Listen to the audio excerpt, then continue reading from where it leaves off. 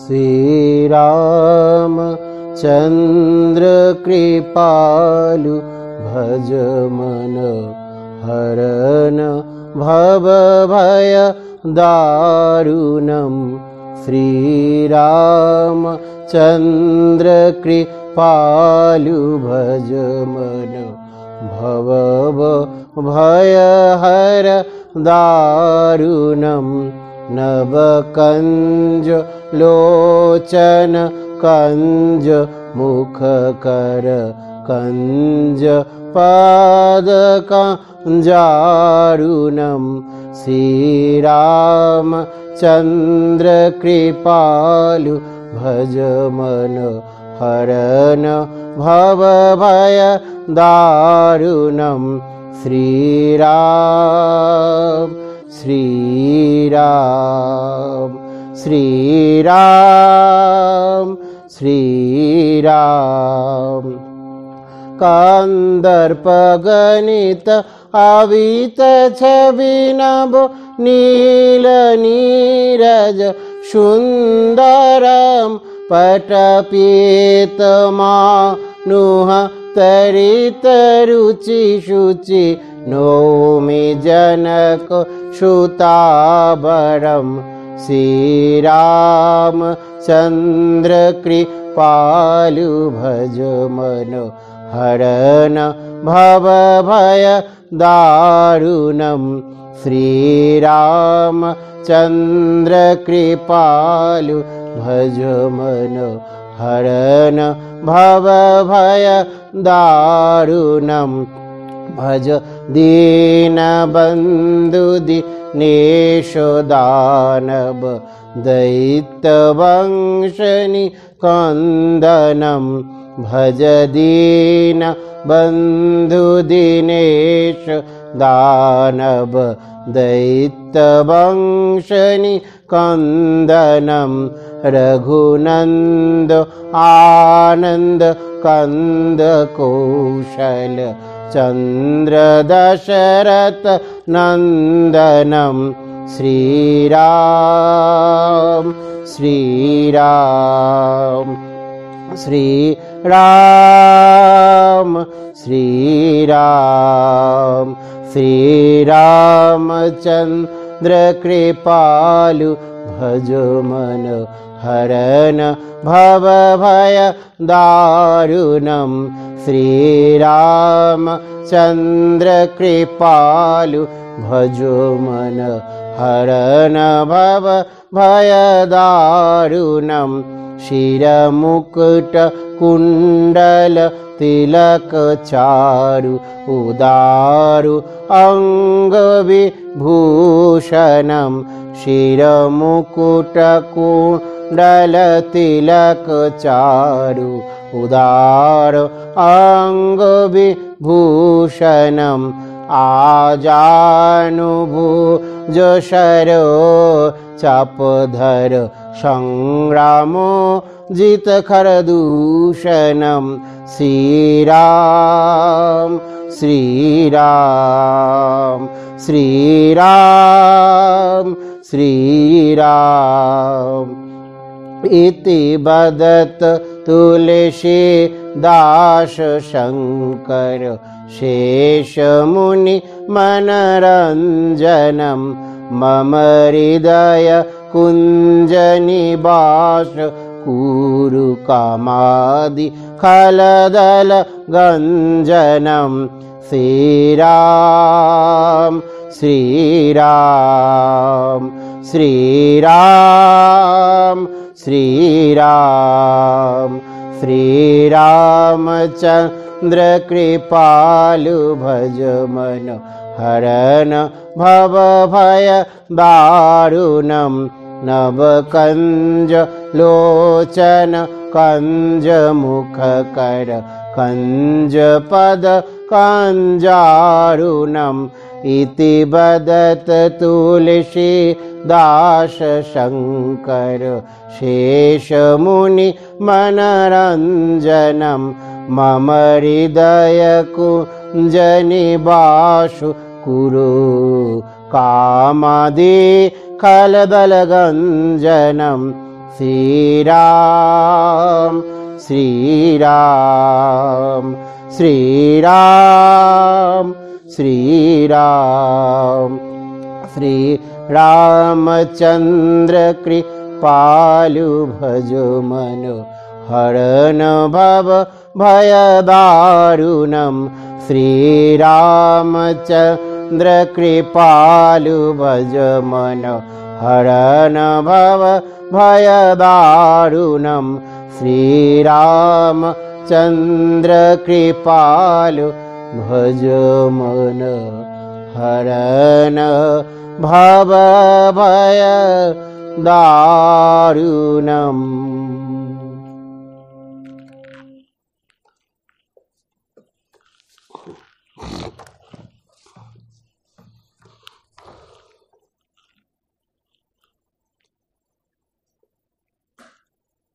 वेदांत शास्त्रो ममर्गं यगीनं च मनीषिणं रामकृष्णानतं वंदे तुरीयानंद स्वामिनम। आज परम पूजनीय स्वामी तुरीयानंद महाराजेर पुण्य जन्मतिथि। श्री श्री रामकृष्ण पार्षद स्वामी तुरीयानंद महाराज, जिनी श्री रामकृष्णदेव जखन आविर्भूत हয়েছিলেন तार संगे संगे किन्तु तिनिও এসেছিলেন। ठाकुर बोलतेन कलमिर दल एकटी टान दिलेई आबार संगे संगे अनेकेई आसबे। ठीक ताई सेई श्री रामकृष्णदेव जखन दक्षिणेश्वरेर बारान्दा थेके बोलतेन ओरे के कोथाय आछिस छुटे आय, सेई आह्वाने साड़ा दिए किन्तु এই স্বামী তুরীয়ানন্দ মহারাজও এসেছিলেন, যিনি শ্রীরামকৃষ্ণদেবের বিশেষ পার্ষদ হিসেবে নিজেকে সমর্পণ করেছিলেন এবং ঠাকুর শ্রীশ্রীমা এবং স্বামীজির কাজের জন্য নিজেকে আত্মোৎসর্গ করেছিলেন। এই স্বামী তুরীয়ানন্দ মহারাজ বিশেষভাবে এই ভারতবর্ষের বিভিন্ন স্থানে তিনি পর্যটন করেছিলেন এবং অদ্বৈত বেদান্তের কিন্তু বিশেষভাবে তিনি পারদর্শী ছিলেন। কলকাতায় জন্ম, বসুপাড়া পল্লীতে শ্রীযুক্ত চন্দনা চট্টোপাধ্যায়ের একজন সধর্ম নিষ্ঠাবান ব্রাহ্মণ ছিলেন, তারই সেই কাছে কিন্তু জন্মগ্রহণ করেছিলেন সেই তুরীয়ানন্দ মহারাজ। এখন একটি প্রশ্ন ওঠে, এই তুরীয়ানন্দ মহারাজের যে বাড়িটা বসুপাড়া লেনের বাড়ি, সেই বাড়িটি কিন্তু এখন আর নেই। তার কারণ হচ্ছে সেই বাড়ির সামনে দিয়ে সেখানে রাস্তা তৈরি হয়ে গেছে এবং সেই গভর্নমেন্ট রাস্তা তৈরি করেছে। সেই জন্য সেই বাড়ির যেখানে তার যে জন্ম ঘটেছে, যেখানে এই মহাপুরুষ আবির্ভূত হয়েছেন, সেই আবির্ভূত যে পরম পবিত্র স্থান, সেই স্থানটি কিন্তু লুপ্ত হয়ে গেছে। এই জন্য সেই জায়গাটি আছে যে অঞ্চলে তার আবির্ভাব, যে অঞ্চলে শ্রীরামকৃষ্ণের সাথে তার লীলা, কিন্তু তার যে জন্মের স্থান সেটি লুপ্ত হয়ে গেছে। এই হরিনাথ মহারাজ, যিনি পরবর্তীকালে তিনি হচ্ছেন তুরীয়ানন্দ মহারাজ নামে খ্যাত হয়েছিলেন, সেই স্বামী তুরীয়ানন্দ মহারাজ 1863 খ্রিস্টাব্দে 3রা জানুয়ারি জন্মগ্রহণ করেছিলেন। এটি হচ্ছে চন্দ্র পৌষ শুক্লা চতুর্দশী তিথি এবং মৃগশিরা নক্ষত্রে তার জন্ম হয়েছিল। এখন যখনই তার জন্ম হয়েছিল তখনই বোঝা যাচ্ছে যে মৃগশিরা নক্ষত্রে স্বয়ং রামচন্দ্রের জন্ম। সেই জন্য কৃষ্ণের এবং রামের যে জন্ম সময়গুলি পাওয়া যায়, সেই সময়গুলির মধ্যে যেহেতু তারও জন্ম, তিনিই কিন্তু সেই হরিনাথ। তার নামও সেই জন্য সেইভাবেই রাখা হয়েছে, শ্রীকৃষ্ণের নামের সাথে হরিনাথ নামটি যুক্ত করে, চিন্তা করে। এখন খুব ছোট সময় থেকেই স্বামী তুরীয়ানন্দ মহারাজ সেই ঠাকুরের চিন্তায় থাকতেন, কিন্তু খুব দুঃখের একটি বিষয় ঘটে গিয়েছিল। তিনি যখন খুব ছোটই ছিলেন, মাত্র 3 বৎসর বয়স, তখন কিন্তু তার যে মাতা, সেই মাতা বিয়োগ হয়ে যায়। সেই মাতা একদিন যাচ্ছেন, সেই সময় তাকে শৃগাল আক্রমণ করে, শৃগালের দংশনে তার মাতার শরীর চলে যায়। তারপরে কি ভাতৃ যার কাছে তিনি মানুষ হতে থাকেন, তারই আদরে তারই তত্ত্বাবধানে স্বামী তুরীয়ানন্দ মহারাজ নিজের জীবনকে এই ছোটবেলা থেকে বড় করে তোলা, এইটি যে একটা বিশেষ সংগ্রাম, সেই সংগ্রামের যে সহযাত্রী সেটি হচ্ছে গিয়ে বিশেষভাবে এই তারই সেই ভাতৃজায়া, যার সেই স্নেহতে তিনি বড় হয়ে উঠতে থাকেন। এখন এই স্বামী তুরীয়ানন্দ মহারাজ খুব যে যখনই যৌবনে প্রবেশ করেছেন সেই সময় কাল থেকেই তিনি কী করছেন, শরীরচর্চা করছেন এবং তার সাথে সাথে দন বৈঠক দিচ্ছেন, বিভিন্ন রকমভাবে তার ধর্ম সাধনাও তার সাথে সাথে চলছে। গায়ত্রী জপ না করে তিনি জল পর্যন্ত খেতেন না, তার সন্ধ্যা আরাধনা সবসময় চলত এবং তার সাথে চলত শাস্ত্রপাঠ, বেদান্ত বিচার, হবিষ্যান্ন গ্রহণ, কঠিন শয্যায় শয়ন। এর মধ্যে দিয়ে তিনি নিজেকে প্রথম থেকেই একটি বিশেষ সাধন জীবনের দ্বারা চালিত করে শ্রীরামকৃষ্ণের পাদপদ্মে সমর্পণ করবেন বলেই হয়তো এরকমভাবে নিজেকে চালিত করে নিয়ে গিয়েছিলেন। আর সেই জন্যই সেই চালনায় নিজেকে উৎসর্গ করেছেন এই পরমহংস শ্রীরামকৃষ্ণের চরণতলে। গঙ্গা স্নান করতে যেতেন খুব ভোরবেলায় উঠে, কিন্তু কখনো কখনো সময় জ্ঞান থাকতো না যে কখন তিনি যাবেন গঙ্গা স্নান করতে। একদিন কুমির আক্রমণ করলো, তিনি তো বেদান্ত বিচার করেন, কিন্তু কুমিরের আক্রমণ করছে, কি করবে, কিন্তু তার তো মৃত্যু ভয় নেই, কিন্তু তাকে যেন কেউ একজন বাঁচিয়ে দিল। কে যে বাঁচালো এটি বোঝা মুশকিল। আবার তিনি তার যে সংস্কার, সেই সংস্কারের দুটি দিকে থেকে তিনি কিন্তু উঠে এলেন। একটি তেমন তার ব্রহ্ম বিচারের সংস্কার, আরেকটি হচ্ছে গিয়ে শ্রীরামকৃষ্ণের লীলায় সহায়ককারী হিসেবে তার সংস্কার।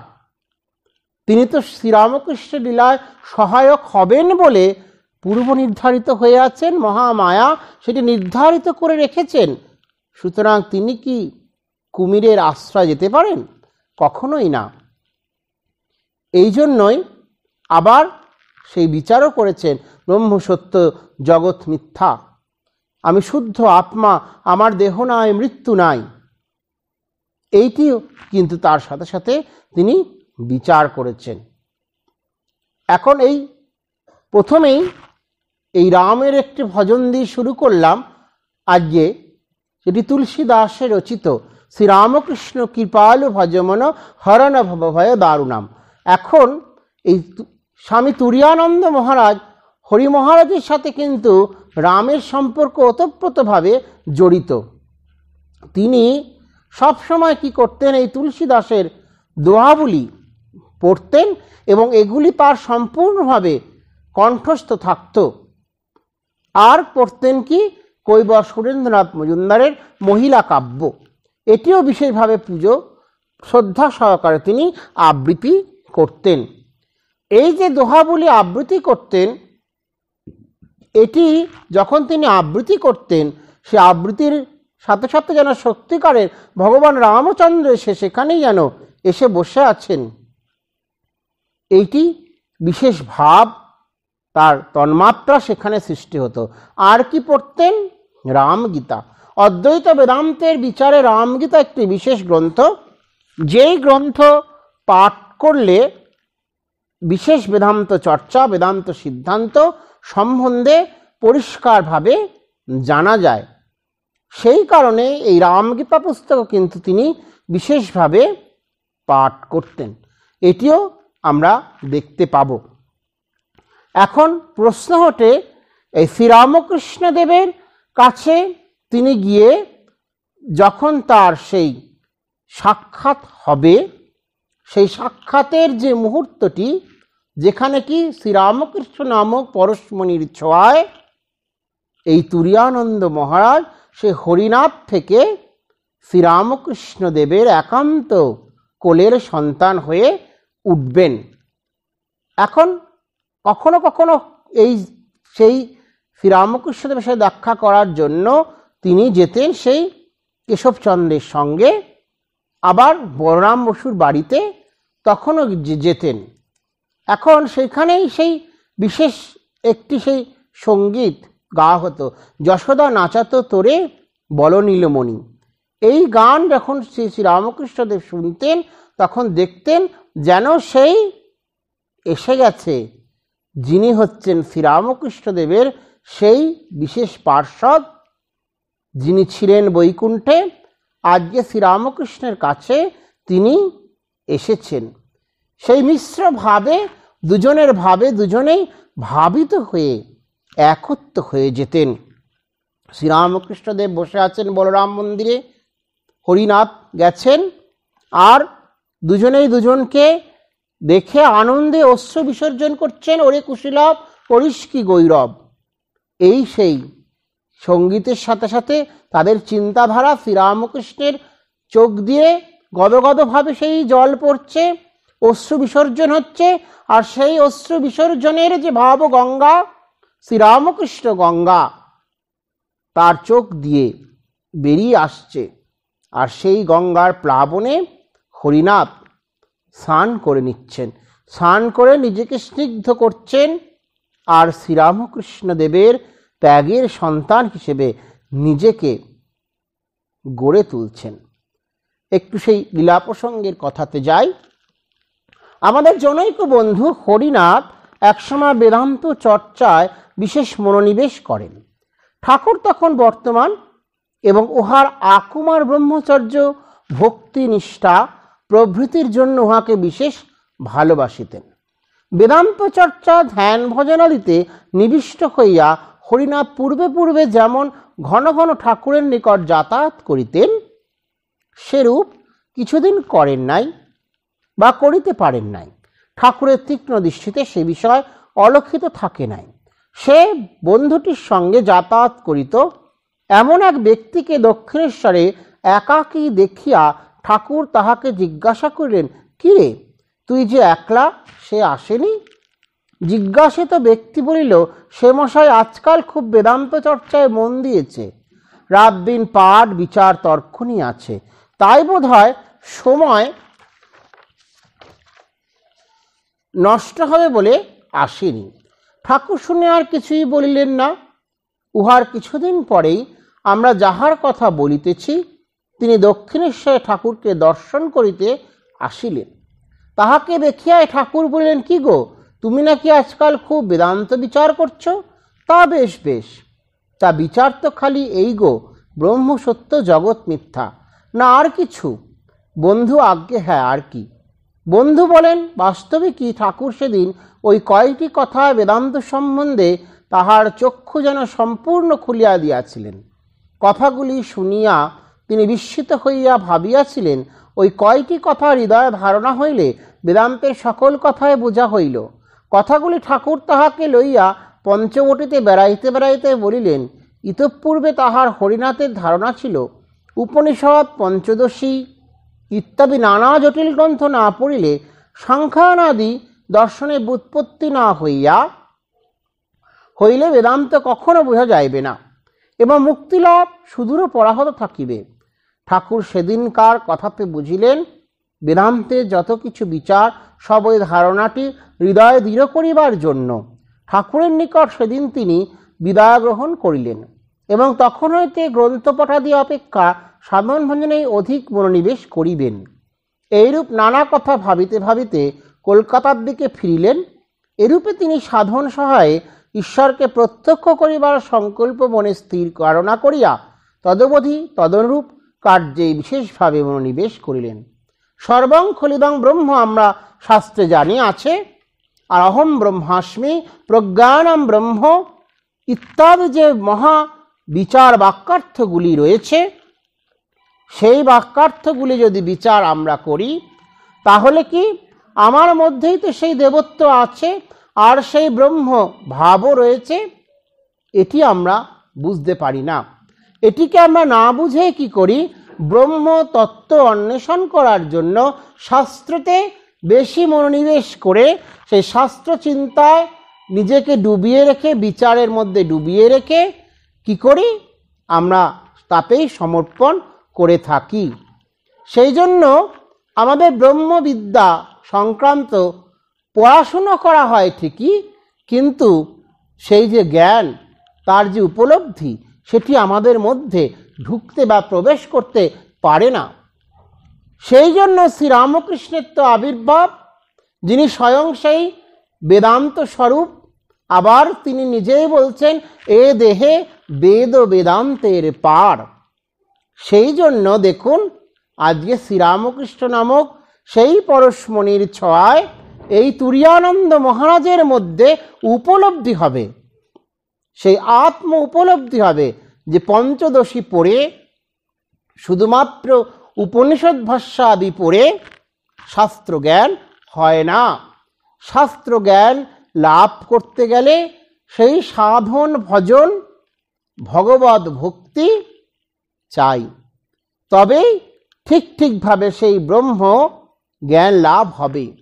শঙ্করাচার্যের তত্ত্বে রয়েছে কি, যে ব্রহ্মজ্ঞান আপনা থেকেই হবে, এটি ব্রহ্মসূত্র তত্ত্বে বলা হয়ে থাকে, অর্থাৎ ব্রহ্ম জিজ্ঞাসা। এই ব্রহ্ম জিজ্ঞাসা যখন আমাদের মনের মধ্যে জাগবে, তখনই আমরা কি করব, আমাদের মনের মধ্যে সেই ব্রহ্মতত্ত্বের চিন্তার যে ধারা, সেটির ধারার মধ্যে দিয়ে আমরা প্রস্থানত্রয় পড়ে তার উপনিবেশ নিবেশন করে নিধিধ্যাসন করে এগোতে পারি ঠিকই, কিন্তু আত্মজ্ঞান হতে গেলে সেই সাধনা চাই।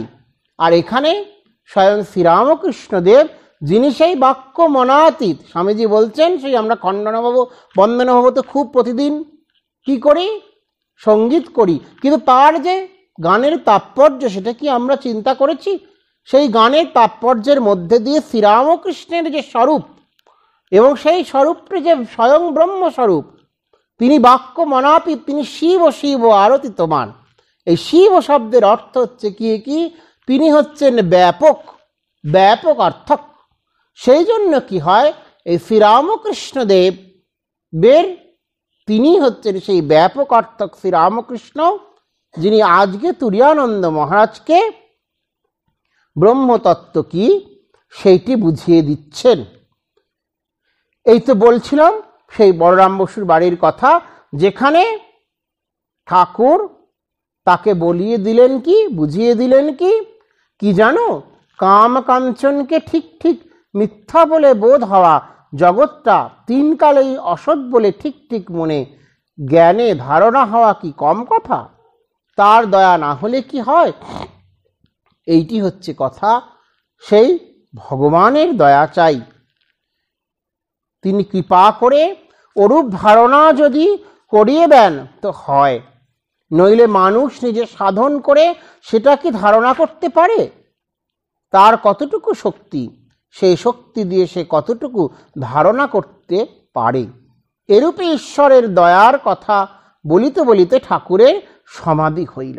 এই যে যখনই সমাধি হইল, তখন সেই সমাধি অবস্থার যে রূপ, সেটি তুরীয়ানন্দ মহারাজ দেখতে পেলেন। আর দেখতে পেয়ে বুঝতে পারলেন সেই ব্রহ্ম জ্ঞান কীরকম অবস্থা হলে হতে পারে। আর সেই অবস্থাতেই শ্রীরামকৃষ্ণদেব সেই গান শুরু করেছিলেন, ওরে কুশীলব করিস কি গৌরব, ধরা না দিলে কি পারিস ধরিতে। এইখান থেকেই তার সেই শিক্ষা তৈরি হয়ে গেল, তার অন্তরের মধ্যে সেই ব্রহ্মতত্ত্ব কি বস্তু সেটা বুঝতে পারা গেল। হরিনাথ একদিন ঠাকুরকে প্রশ্ন করেছিলেন, মশাই কামটা একেবারে যায় কি করে? ঠাকুর উত্তর দিলেন, যাবে কেন রে, মোড় ফিরিয়ে দে না। এই হচ্ছে তার মোড় ফিরিয়ে দেওয়ার জন্য বিশেষ বন্দোবস্ত। এই কথার চিন্তার পরেই হরিনাথ বুঝতে পারলেন যে নারীকে শুধুমাত্র সাধারণভাবে দেখলে হবে না, তার মধ্যে যে জগন্মাতার আবির্ভাব রয়েছে, তারা যে প্রত্যেকে সেই জগন্মাতারই অংশ, এইটি চিন্তা করতে হবে। আর শ্রীরামকৃষ্ণের সকাশে তার এই শিক্ষা, সেই বিশেষভাবে শ্রীরামকৃষ্ণদেব নিজেই বলছেন, তুই হরিদাস, হরিদাস, তোর পক্ষে ঈশ্বর বিস্তৃতি অসম্ভব। হরিনাথ বাধা দিয়ে বলিলেন, আমি তো তা বুঝতে পারি না। সদ্গুরুও তেমনি দৃঢ়স্বরে উত্তর দিলেন, কোনো বস্তু বিষয়ের সত্যতা কারুর জানা বা না জানার ওপর নির্ভর করে না। তুই জানিস আর না জানিস, তুই হরির সেবক, হরির ভক্ত। এই শ্রীরামকৃষ্ণদেব তাকে দিয়ে সাধন করিয়ে নিচ্ছেন। এই সাধন করাতে করাতে শ্রীরামকৃষ্ণদেবেরও শরীর চলে যাবে কাশীপুরে, কিন্তু হরিনাথের যে সাধন জীবন সেটি কিন্তু কখনোই আলাদা হবে না। এই হচ্ছে তার বিশেষত্ব, কারণ শ্রীরামকৃষ্ণদেব তার মধ্যে সেই সাধন তত্ত্বকে জাগিয়ে দিয়ে গিয়েছিলেন। এটি হচ্ছে বিশেষত্ব। আর এই বিশেষত্বের জন্যই শ্রীরামকৃষ্ণদেবের কাছে তিনি যেতেন। এখন এই যখনই পরবর্তীতে এই শ্রীরামকৃষ্ণদেবের সাথে দক্ষিণেশ্বরে তিনি যাতায়াত করতেন, সেই সময় থেকে সেই নরেন্দ্রনাথের সঙ্গেও তার বিশেষভাবে কিন্তু বন্ধুত্ব গড়ে উঠেছিল। তারা একসাথে হেঁটে গাড়িতে করে যেতেন, ঘুরে বেড়াতেন, আর শ্রীরামকৃষ্ণদেবের সাথে কিন্তু কাজও করতেন। এইবারে বর্ণনগরের পথে ফিরবার সময় নরেন্দ্রনাথ হরিনাথকে বলিলেন, ঠাকুর সম্বন্ধে কিছু বল।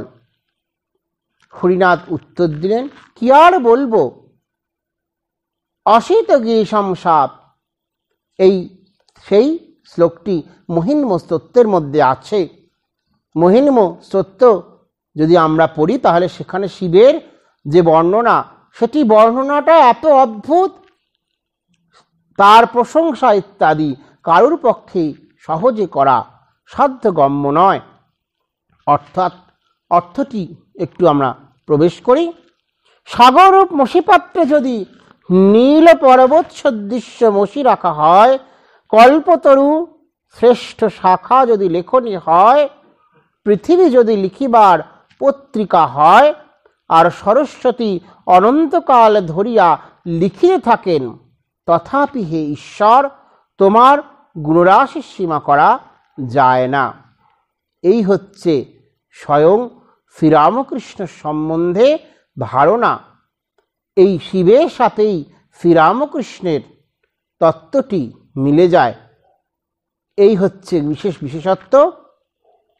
আর কি, এই ভগবান শ্রীরামকৃষ্ণদেব ছিলেন মূর্তিমান প্রেম, পার্সোনিফাইড লাভ, পার্সোনিফাইড। এই যে মূর্তিমান প্রেম শ্রীরামকৃষ্ণ, তার কাছেই যে গেছে সেই প্রেমময় হয়ে উঠেছিল।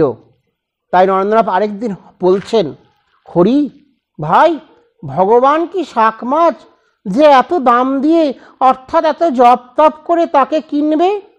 আমি বৈশ্য বিলীনতে তেন লভ্য।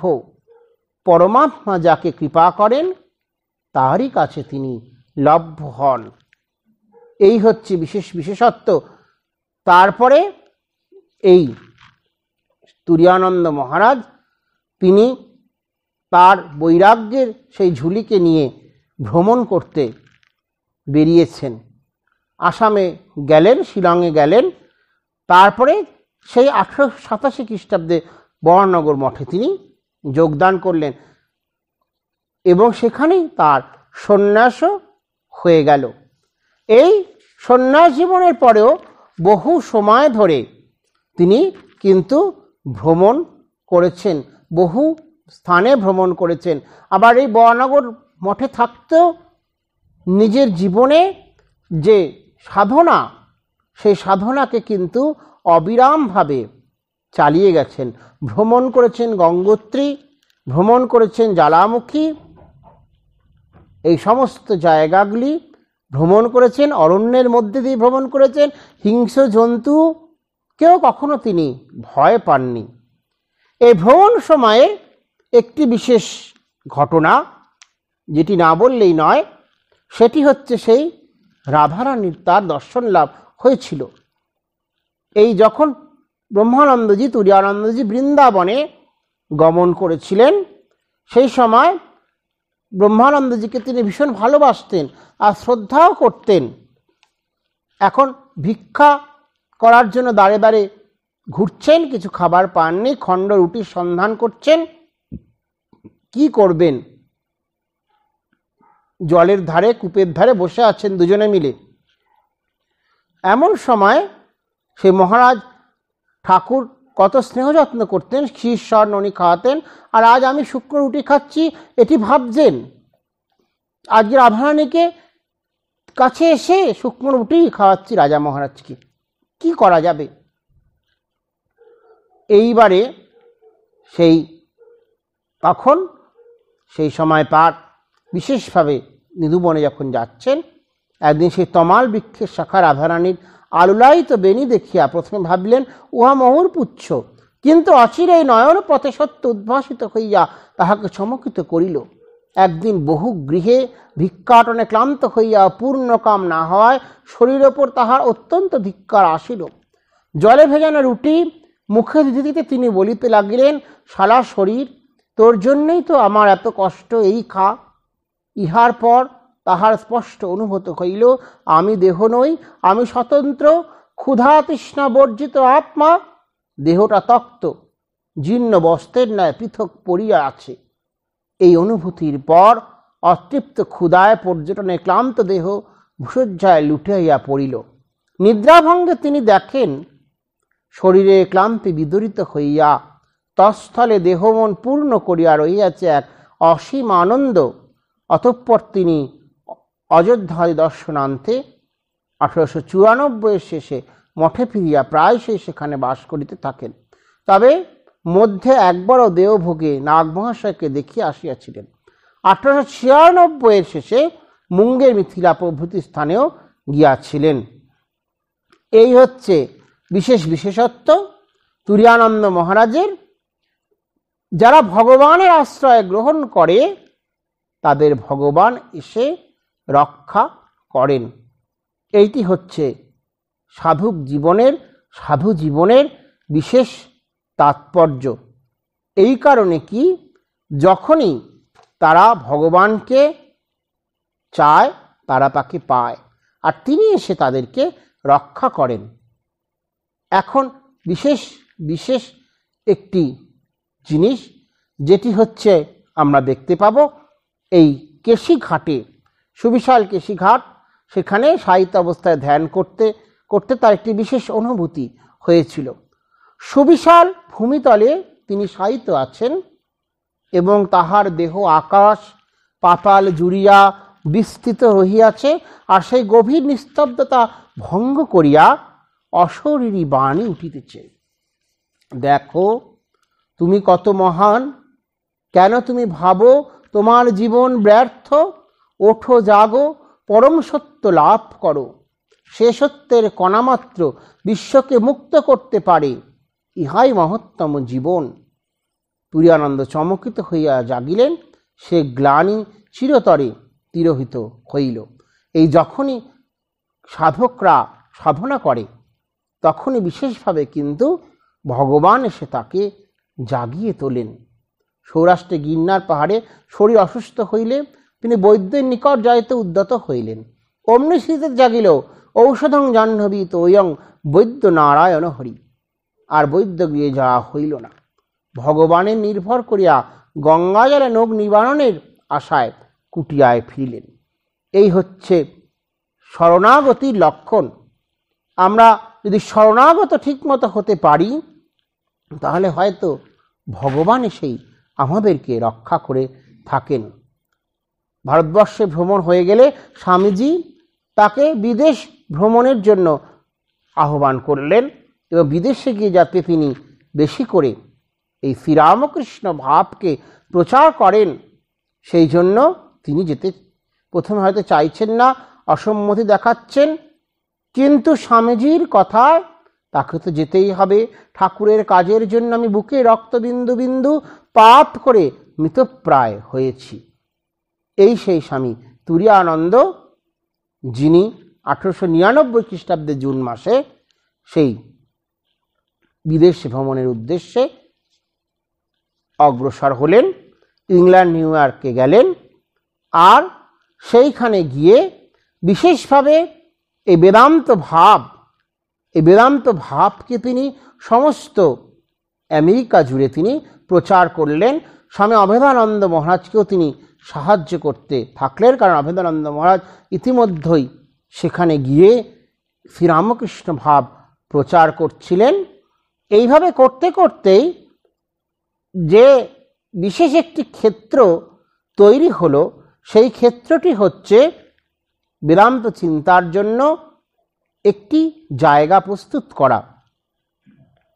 এই জায়গাটি যখন প্রস্তুত করতে হবে তখন অনেক সংগ্রাম হতে শুরু হলো, কিন্তু তবুও সেই সংগ্রাম তিনি কিন্তু থামলেন না। সংগ্রামে না থেমে বেদান্ত প্রচার করতে করতে, গীতা ব্যাখ্যা করতে করতে তিনি একটি সেই শান্তি আশ্রমের যে তৈরির পরিকল্পনা সেটা তিনি করে ফেললেন। এই শান্তি আশ্রম বিশেষভাবে সেই সান ফ্রান্সিসকোতে তিনি গঠন করার চেষ্টা করতে শুরু করলেন। প্রথমে অনেক বাধা বিপত্তি আসতে শুরু করলো। সেখানে কোনো জায়গা নেই, সাধারণ জায়গা, ভূমি অত্যন্ত অনুর্বর ছিল, কিন্তু সেই স্থানেও তিনি এই সান ফ্রান্সিসকো নগরে উপনীত হয়ে শান্তি আশ্রম তৈরি করার চেষ্টা চালিয়ে গেলেন এবং বিশেষভাবে 12 জন ছাত্রছাত্রীকে নিয়ে তিনি সেখানে সেই শান্তি আশ্রমকে কাজ চালিয়ে যাওয়ার চেষ্টা করলেন। সেখানে মুখ্য প্রথম চিন্তাধারাই ছিল এই বেদান্ত চর্চা, সাধন ভজন, ধ্যান ইত্যাদিকে গ্রহণ করে চলা।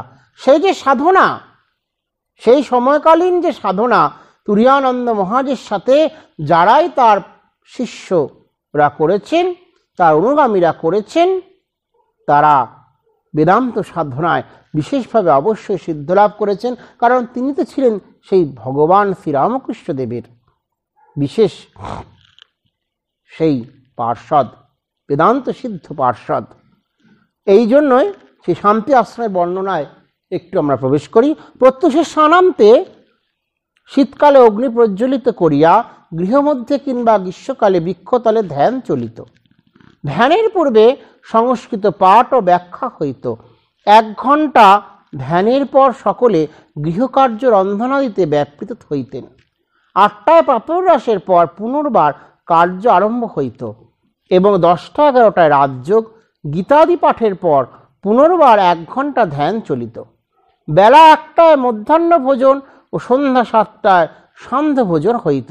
তৎপরে সান্ধ্য ধ্যান। মাতৃভাবে মাতোয়ারা হরি মহারাজ সর্বাবস্থা সকলকে মায়ের কথা স্মরণ করাইয়া দিতেন। জাগতিক আলাপ আলোচনা কেহ রত থাকিলে শুনিতেন তাহার হরিওং শব্দ ক্রমেই নিকটবর্তী হইতেছে। অমনি চিন্তা মায়ের দিকে ধাবিত হইত। তিনি বলিতেন, আশ্রমে কেবল মায়ের কথা, মায়ের চিন্তাই চলিতে থাকুক। এই যে সদা সর্বদা ভগবান ভাগে ভাবিত হয়ে চিন্তা করা, এইটি হচ্ছে কিন্তু বিশেষ একটি বিশেষত্ব, যেটি তার কাছে থেকে সেই শিষ্যরা কিন্তু করেছে। দুর্গম স্থান ছিল, সেখানে সাপেরও উৎপাত হতো, সেই সাপের উৎপাত থেকেও কিন্তু সেই মুক্ত তিনি করেছেন, সেই সাপকেও দূরে সরিয়ে দিয়েছেন, এটিও দেখতে পাওয়া গেছে। এখন এই যে শান্তি আশ্রমে থাকতে থাকতে আবার ফ্রান্সিসকো, ওকল্যান্ড, লস অ্যাঞ্জেলস প্রভৃতি স্থানে কিন্তু তিনি ভ্রমণ করে বেরিয়েছিলেন এবং সব জায়গাতেই সেই বেদান্ত চিন্তা, বেদান্ত আলোচনা এইটি কিন্তু করেছেন এবং প্রচারও করে গেছেন। অনেক দিন শান্তি আশ্রমে কার্য করার পর বিবেকানন্দ তাকে বললেন যে তুমি এবারে ভারতবর্ষে ফিরে আসো। সেই জন্য তার হৃদয় শান্তি আশ্রম ত্যাগ করার জন্য দুঃখে ভারাক্রান্ত হয়েছে ঠিকই, কিন্তু স্বামীজি আবার যখন তাকে বলছেন যে এবার লক্ষ্য সেই ভারতবর্ষ, সেই জন্য অবশ্যই তখন তিনি ভারতবর্ষে স্বামীজির কথা শুনে সেখানে কিন্তু তিনি চলে আসতে শুরু করলেন। বৃন্দাবনে থাকলেন, বলরাম মন্দিরে বিশেষ বহু সময় থেকেছেন তুরীয়ানন্দ মহারাজ। সেখানে তিনি ধ্যান করতেন, চিন্তা করতেন, এইভাবেই থেকেছেন। যেমন তার সাথে সাথে কুরুক্ষেত্র গড়মুক্তেশ্বর, সেখানেও কিন্তু বিশেষভাবে এই সাধন ভজন চালিয়ে গেছেন। আর এই তুলসী রামায়ণ পাঠ তিনি যেমন করতে নিজে, আবার শুনতেনও খুব সুন্দরভাবে, বারবার এই রামায়ণ পাঠ শুনে যেতেন। কাশী সেবাশ্রম অদ্বৈত আশ্রমে থাকতে শুরু করলেন, সেইখানেও থেকে সাধন ভজন এবং বিশেষভাবে শ্রীরামকৃষ্ণ ভাব প্রচার এটি করে গেছেন। বেলুড়েও সেই ভাব প্রচার করে গেছেন বারবার। যখনই অসুস্থ হয়েছেন, নিজের শরীরকে কখনো ভাবেই নিজের মধ্যে আবদ্ধ তিনি রাখতেন না। চণ্ডীপাঠ, চণ্ডীর পুজো অনর্গল তিনি করতেন। যখন দুর্গা পুজো হতো, সমস্ত সময় তিনি সেই ঘন্টার পর ঘন্টা চণ্ডীপাঠ করতেন। তার সেই চণ্ডীটিও ছিল কণ্ঠস্থ। এই হচ্ছে তার বিশেষত্ব।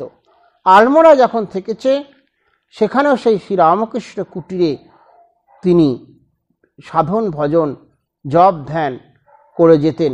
প্রেমানন্দ মহারাজের আহ্বানে সেখানে বহু সময় তিনি গেছেন এবং সেইখানে পাদস্পর্শ সেই তুরীয়ানন্দ মহারাজ আর সেই বাবুরাম মহারাজ, দুজনের পাদস্পর্শে ধন্য হয়ে গেছে সেই সমস্ত জায়গাগুলি। এর পরবর্তীকালে পুরীতেও ভ্রমণ করেছেন। শঙ্করানন্দ মহারাজের সঙ্গে পুরী ভ্রমণ করেছেন, রাজা মহারাজের সঙ্গে থেকেছেন। এই চিন্তা যে জগন্নাথ মূর্তিতে শ্রীরামকৃষ্ণই কিন্তু আছেন, তারই একটি ঘটনা। একদিন হরি মহারাজ জগন্নাথ দর্শন মানসে অরুণ স্তম্ভের পার্শ্ব দিয়া সোপান শ্রেণীতে আরোহণ করিতেছেন। এমন সময় দেখিলেন অন্য পার্শ্ব দিয়া শ্রীরামকৃষ্ণ অবতরণ করিতেছেন। অমনি দ্রুত বেগে যাইয়া ভূমিষ্ঠ প্রণাম করিলেন, কিন্তু উঠিয়া দেখেন ঠাকুর নাই। তিনি বুঝিলেন ইহা অলৌকিক দর্শন। ঠাকুরই অন্যরূপে মন্দিরে জগন্নাথ মূর্তিতে পূজা গ্রহণ করিতেছেন। এই শ্রীরামকৃষ্ণ দেবী যে জগন্নাথ, সেইটি স্বামী তুরীয়ানন্দ মহারাজের মধ্যে পূর্ণভাবে শ্রীরামকৃষ্ণদেব দেখিয়ে দিয়েছিলেন। তার থেকেই তো আমরা জানতে পারি যে জগন্নাথ আর শ্রীরামকৃষ্ণ একই সেই সত্তা। এই যে বলছিলাম যে বেদান্ত বিচার করে সমাধিমান পুরুষ সেই তুরীয়ানন্দ মহারাজ, সেই শিবহোম শিবহোম যার ধ্বনি তিনি সব সময় উচ্চারণ করতেন, তার তো দেহবোধ থাকে না। সেটি যে ঘটনা, সেই ঘটনাটাতে আমরা বুঝতে পারব। কানের কাছে একটি বিস্ফোটক হয়েছিল। বহুমূত্রের জন্য রক্ত দূষিত হওয়ায় উহা ভীষণাকার ধারণ করে, অস্ত্রোপচার করিতে হয়। তিতিক্ষা শক্তিতে স্বামী তুরীয়ানন্দ এত উচ্চ অধিকার লাভ করিয়াছিলেন যে এই অস্ত্র প্রয়োগকালে ক্লোরোফর্ম ব্যবহার করিতে নিষেধ করেন। সজ্ঞানে কোনো মুখ বিকৃতি পর্যন্ত না করিয়া এই অবর্ণনীয় যন্ত্রণা সহ্য করেন। আর একদিন তিনি বাহ্য সংজ্ঞাশূন্য হইয়া রোগশয্যায় পড়িয়া আছেন, জীবনের আশামাত্র নাই। অকস্মাৎ তিনি সংজ্ঞাপ্রাপ্ত হইয়া বলিয়া উঠিলেন, এ যাত্রায় আর যাওয়া হলো না। উক্ত ঘটনার অনেক দিন পরে এক গ্রীষ্মের সন্ধ্যায় কাশী সেবাশ্রমে তিনি নির্বেদানন্দ প্রভৃতির নিকট এই সম্বন্ধে এরূপ বলেন। পুরীতে সেদিন বাইরের জগতের হুঁশ চলে যাওয়ার পর বহু সাধু ও পরে বহু দেবদেবী দেখতে থাকি। তারপর হঠাৎ দেখি প্রাণ যেন বেরিয়ে যেতে চাচ্ছে, কিন্তু আরেকটি শক্তি ভেতর থেকে তাকে ধরে রাখবার চেষ্টা করছে। প্রাণের সঙ্গে এবং সেই শক্তির সঙ্গে একটা টাগ অফ ওয়ার, টানাটানি লেগে গেছে। দেখলুম খানিক পরে প্রাণজয়ী হয়ে উৎক্রমণ করতে যাচ্ছে। এমন সময় হঠাৎ দেখি স্বামীজি এসে বলছেন, হরি ভাই, এখন কোথায় যাচ্ছ? এখনো তো সময় হয়নি। সঙ্গে সঙ্গে ভেতরের পরাভূত শক্তিটির তেজ যেন অনেক বেড়ে গেল এবং সে ঊর্ধ্বগামী প্রাণকে এক হ্যাচকায় টেনে এনে স্বস্থানে বসিয়ে দিলে। তারপরই আমার বাহ্য সংজ্ঞা ফিরে এলো এবং চোখ মেলে বললুম, এ যাত্রায় যাওয়া হলো না। স্বামীজি, শ্রী মায়ের তুরীয়ানন্দ মহারাজ, তিনি কি কখনো তাদের আজ্ঞা বিনা শরীর ত্যাগ করতে পারেন? কখনোই পারেন না। সেই জন্য এই অবস্থা কিন্তু হলো। আবার আরেকবারও ক্লোরোফর্ম সেই ব্যবহারে তিনি অস্বীকৃত হয়েছিলেন এবং সেইখানে সেই সময়ও একটি অপারেশন অস্ত্রচারণা হয়েছিল। এই অস্ত্রচারণার সময়ও তার কিন্তু কোনোই শরীরের প্রতি ভূক্ষেপ থাকতো না। একটি শ্লোক আছে, জীবন মুক্তি সুখং প্রাপ্তি নতু সংসার কাম্যয়া। তা এই যে জীবন মুক্ত যারা পুরুষ হয়ে থাকে, তারা সংসারের কামনা নিয়ে তারা থাকে না, তারা সেই আত্ম অধ্যয়ন নিষ্ঠা নিয়ে থাকে এবং নিজেদের শরীরের প্রতি যে চিন্তা সেটিও তাদের মধ্যে দেখা যায় না। এই কারণেই বিশেষভাবে তুরীয়ানন্দ মহারাজের মধ্যে এতটুকু শারীরিক বুদ্ধি দেখতে পাওয়া যেত না। এই অদ্বৈত আশ্রমে তিনি থাকতেন। কখনো শরৎ মহারাজের সাথে দেখা হচ্ছে, কখনো বা রাজা মহারাজের সাথে দেখা হয়েছে, কিন্তু তার শরীর এখন ভালো না। শরীর অসুস্থ অবস্থাতেও কিন্তু তার তো দেহবোধ নেই, তিনি শ্রীরামকৃষ্ণের ভাবেই ভাবিত হয়ে আছেন। আর রোগে যে অন্ধপ্রায় হয়েছে তাতেও তার কিন্তু কোনো জ্ঞান নেই। তিনি ভগবানের ভাবে ভাবিত হয়েই সেই কাশী সেবাশ্রমের ঘরে রয়েছেন। সেখানে যেন অদ্ভুত বাতাবরণ সৃষ্টি হয়ে আছে। অদ্ভুতানন্দ মহারাজেরও শরীর চলে যাবে। তাকে দেখতে গিয়েছিলেন এই মহাসমাধির পরেই লাটু মহারাজের। তিনিও ধীরে ধীরে আরও বেশিভাবে যেন একটু অসুস্থ হয়ে পড়তে শুরু করলেন। কারণ সেই দুজনেই তো পাশাপাশি একই সাথে থাকতেন, কিন্তু একজন চলে গেছেন, সেই জন্য হয়তো আরেকজনও তাকে ডাকছে। তুরীয়ানন্দ মহারাজ জপ করতেন, অনবরত জপ করতেন। কেউ কেউ তো জপ করছে না, তিনি বসে জপ করছেন, অন্য কেউ কাজ করছে, কিন্তু তিনি যে জপ করতেন সেই জপের দ্বারাই তো বিশেষভাবে অন্যের চিত্ত শুদ্ধ হয়ে যেত। এইটি হচ্ছে তুরীয়ানন্দ মহারাজের বিশেষ মহিমা। আর দেখুন, সেই সেবাশ্রম স্থাপন করেছেন, রামকৃষ্ণ মিশন বিদ্যাপীঠ মিহিজামিতে স্থাপন করেছেন। আবার সেখানে কাজও করে গেছেন, সেবার কাজ। যখন জপ করেছেন এটি যেমন ঠিক, ধ্যান করেছেন যেমন ঠিক, তেমনি এই যে সেবক ভাব, সেই সেবক ভাবটির মধ্যেও তার কখনো কোনো রকম ভাবে দ্বিধাদ্বন্দ্ব দেখতে পাওয়া যায় না এবং অপরের মঙ্গল চিন্তা তার মধ্যে সদা সর্বদা থাকত। এইটি হচ্ছে বিশেষ বিশেষত্ব শ্রীরামকৃষ্ণ ভাবের যারা সন্ন্যাসী, তার পার্শ্বদ, তাদের মধ্যে আমরা দেখতে পাব। আর এই যে দেখতে পাওয়াতেই আমরা বুঝতে পারব যে শ্রীরামকৃষ্ণের যারা চিন্তা করেন তারা তার ঐশ্বর্য পায়। 1921 খ্রিস্টাব্দে তার পৃষ্ঠভাগে দুষ্টব্রণ হলে চিকিৎসকগণ একটি বড় মাংসখণ্ড অপসারিত করেন। হরি মহারাজের নির্দেশে এবারে ক্লোরোফর্ম ব্যবহার হয় নাই। এই পীড়াব্যাক অস্ত্রোপচার কালেও বিন্দুমান্ত যন্ত্রণা প্রকাশ করিতে না দেখিয়া চিকিৎসক অনেকটা ভরসা পাইলেন এবং পরদিন ওই অংশের বন্ধনাদি খুলিয়া যখন দেখিলেন যে একখণ্ড মাংস ঝুলিতেছে, উহা সরাইয়া ফেলা কর্তব্য, তখন হরি মহারাজকে কিছুই না বলিয়া কাটিতে উদ্যত হইলেন। অমনি তিনি অসহ্য যন্ত্রণা চিৎকার করিয়া উঠিলেন। ডাক্তার কারণ বুঝিতে না পারিয়া থমকাইয়া দাঁড়াইলেন। হরিমা তখন বুঝাইয়া দিলেন যে ইচ্ছাশক্তি প্রয়োগে দেহ হইতে মন উঠাইয়া লইলে যন্ত্রণাবোধ থাকে না, কিন্তু সেদিন পূর্বে কিছু না বলায় মন দেহেই আবদ্ধ ছিল, অতএব প্রাকৃতিক নিয়মে যন্ত্রণাবোধও ছিল। এই বেদান্তি হরি মহারাজের বিশেষত্বই এইটি যে যার ইচ্ছাশক্তির দ্বারা যিনি মনকে সম্পূর্ণভাবে নিয়ন্ত্রণ করতে পারতেন। আর এই নিয়ন্ত্রণেরই একটি বিশেষ উদাহরণ হচ্ছে এই দিকটি। গ্রন্থ পরবর্তীকালে সেটি দৃষ্টবনে পরিণত হলো। কলকাতা থেকে ডাক্তার অস্ত্রোপচার করলেন, ক্লোরোফর্ম ব্যবহার হইল না, কিন্তু দেখা গিয়েছিল কি সেই সাধারণ রোগীর মতো যে চিৎকার করিতে হইবে সেটাই কিন্তু সেটা হয় না। এই হচ্ছে বিশেষত্ব। এই বিশেষভাবে দেখতে পাওয়া যায় স্বামী তুরীয়ানন্দ মহারাজের সাধন জীবনের মধ্যে। তিতিক্ষাময় জীবন, শাস্ত্র চর্চা নিয়ে সদাপি তিনি থাকতেন।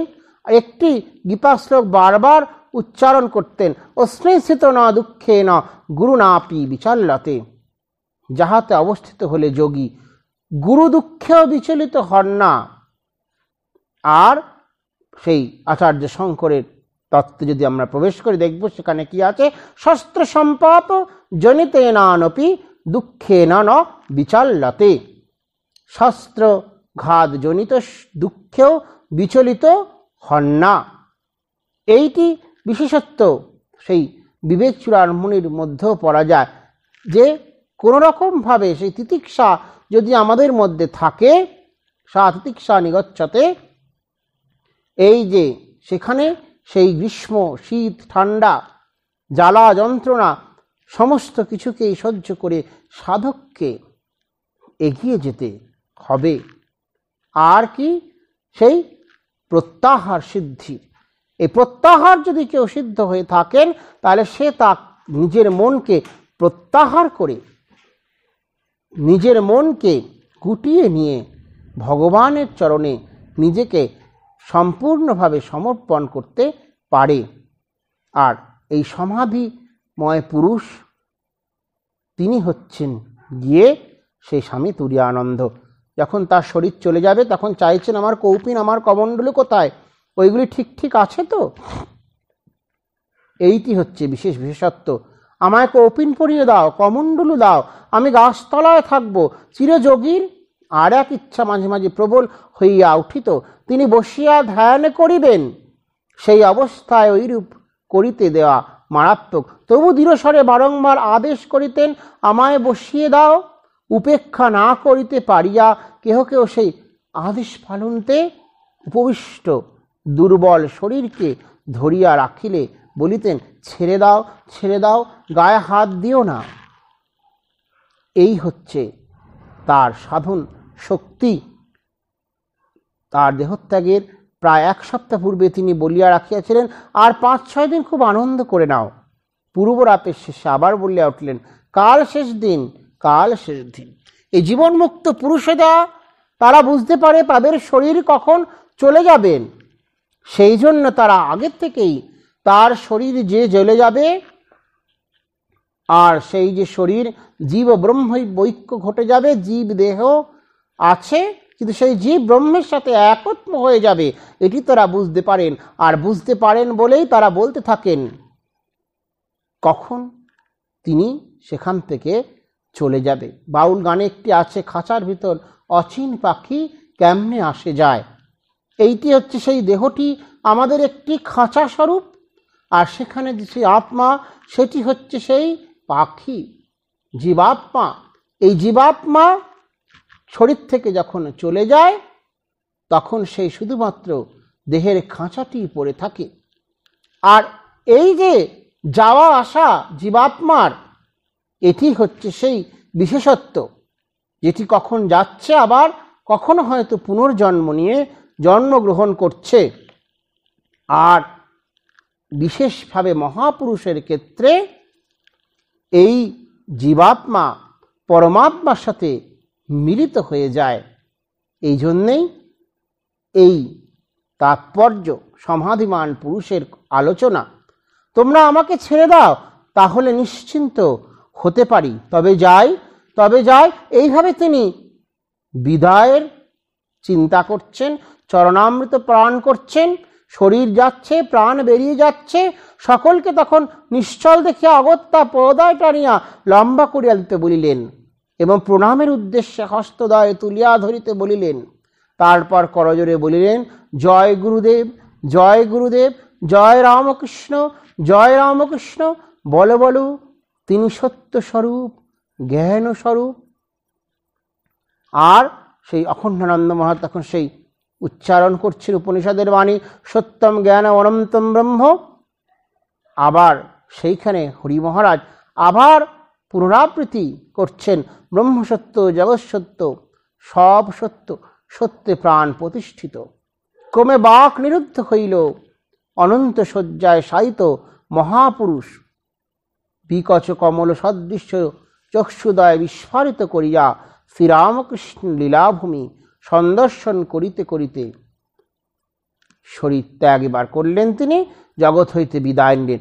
আর কি, এই যে সমস্ত জগৎই তিনি ব্রহ্মময়, এইটি হচ্ছে শেষ চিন্তন। সেই জন্যই বলা হচ্ছে সেই ব্রহ্ম সত্য এবং জগৎ সত্য। এই কারণে সত্য, সেই অর্থে সত্য, যেটি হচ্ছে কি সমস্ত জগৎই সেই ব্রহ্মময়। শ্রীরামকৃষ্ণ দেব ব্রহ্মতত্ত্ব যেমন বলতেন, তিনি বিজ্ঞান অবস্থার ক্ষেত্রে বিশেষভাবে জোর দিতেন। এই বিজ্ঞান অবস্থাটি এইরূপ, সেই সর্বভূতের মধ্যেই ব্রহ্ম রয়েছে। আমরা যদি কারিকা পড়ে থাকি উপনিষদের, সেই কারিকার মধ্যে দিয়ে আমরা বুঝতে পারবো যে সমস্তই তো ব্রহ্মময়, সেখানে জগৎই সৃষ্টি হয়নি। শাস্ত্রে এইরকমই বলে থাকে। সেই কারিকা যদি আমরা বুঝতে পারি, তাহলে এই সংক্রান্ত ধারণা আমাদের মধ্যে আসে। আর তুরীয়ানন্দ মহারাজ দেখুন, শাস্ত্রে যেরকম বলেছে তার সম্পূর্ণ স্বরূপ হচ্ছেন এই শ্রীরামকৃষ্ণ পার্ষদ, যার আজকে পূর্ণ জন্মতিথি। তার কথা স্মরণ মনন করা, নিধিধ্যাসন করা, এই কি হচ্ছে চিন্তার বিষয়। তাকে সলিল সমাধি দেওয়া হলো মণিকর্ণিকার পুণ্যতা জাহ্নবী সলিলে। আর তারা বেশ শরীর নেই, কিন্তু তাদের যে জীবন, সাধন জীবন, আর শাস্ত্রে যেরম বলেছে সেই রকমই জীবন যে আমরা দেখতে পাই শ্রীরামকৃষ্ণ পার্শ্বদের মধ্যে। এবং শ্রীরামকৃষ্ণ ভাবধারাকে তারা যে সম্পূর্ণভাবে তাদের জীবন দেখিয়ে দিয়ে নিয়ে গেছেন, চালিত করেছেন, দৃষ্টান্ত স্থাপন করেছেন, আমাদেরকে দেখিয়ে দিয়ে গেছেন, তার বিশেষ তাৎপর্যই হলো আমরাও যাতে সেই সাধন ভজনের দিকে অগ্রসর হয়ে ভগবতমুখী হয়ে শ্রীরামকৃষ্ণের পাদপদ্ম চিন্তন করে সেই যে ব্রহ্মতত্ত্ব বস্তু ভগবান, তাকে প্রাপ্ত হতে পারি। শ্রীরামকৃষ্ণদেব বলেছেন, মনুষ্য জীবনের উদ্দেশ্য কি? ঈশ্বর লাভ। এইটি সেই শেষ কথা এবং বিশেষ কথা এবং জীবনের আদর্শ কথা।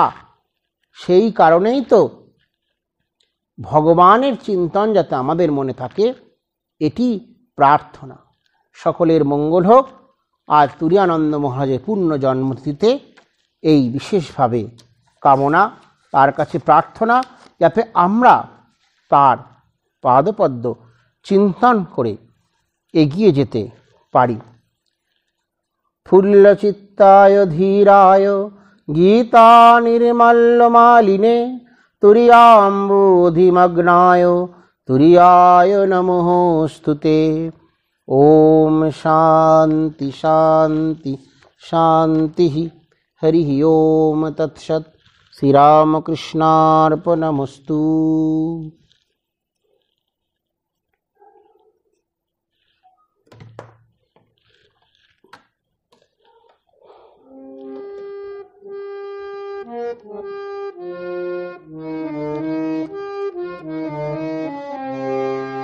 মলয় সমীরে ভেসে আসে কি মধুর গীতি লহরী। মলয় সমীরে ভেসে আসে কি মধুর গীতি লহরী। চলো দেখে আসি উজলিছে দিশি, চলো দেখে আসি উজলিছে দিশি কোটি শশী রূপ মাধুরী। মলয় সমীরে ভেসে আসে কি মধুর গীতি লহরী। তপক্ষীণ কায় ক্ষুদিরা মোহায় সাধনা করি কঠোর, কোন দেবতায় আনিলা ধরায়, কোন দেবতায় আনিলা ধরায় নন্দন বন বিহারী। মলয় সমীরে ভেসে আসে কি মধুর গীতি লহরী। মলয় সমীরে ভেসে আসে কি মধুর গীতি লহরী।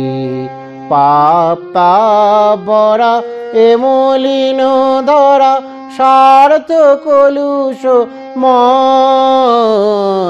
পাপা বরা এ মলিন ধরা স্বার্থ কলুষ ময়।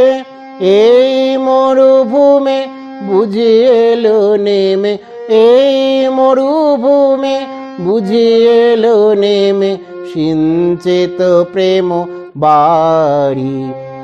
মলয় সমীরে ভেসে আসে কি মধুর গীতি লহরী।